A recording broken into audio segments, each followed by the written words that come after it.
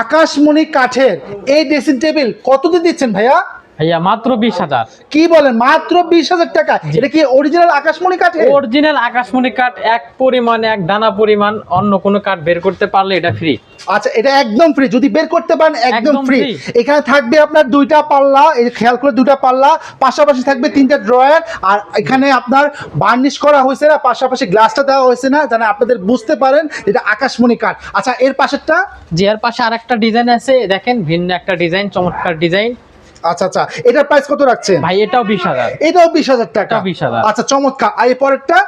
এই পাশে আরেকটা দেখেন, রং বার্নিশ করা হয়নি, রং বার্নিশ করে দিবে। আসলে